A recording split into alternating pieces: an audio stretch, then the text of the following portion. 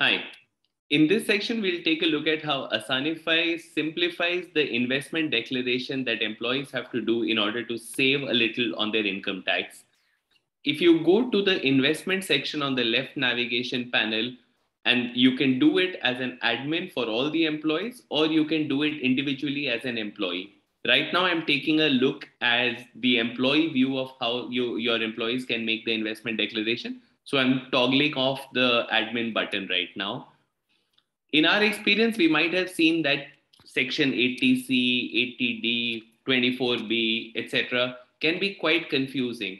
And often employees keep coming back to HR or accounts to keep checking that how much are they eligible for, what do they need to save, some of their income taxes, what are the right instruments. So we have gamified this entire experience for the employees in a manner that it becomes very simple for them to understand. If you look at this, in one view, the employees can easily see which all sections of investments are valid for them, how much is the amount that they can invest in order to save maximum income tax, and of that amount, how much has been done already. If I click on, say, ATC, it will also give me a list of instruments through which I can invest in order to take my investments from 24,000 to 1.5 lakh so that I can maximize on my tax saving. So let's say I want to add a life insurance premium of another 100,000, let's say.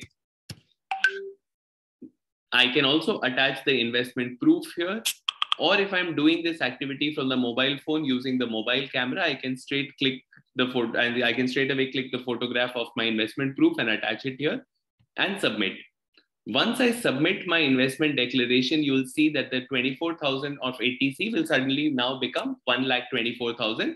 And when the admin of the company is running the next payroll, these investment amount will be taken into consideration while calculating my income tax.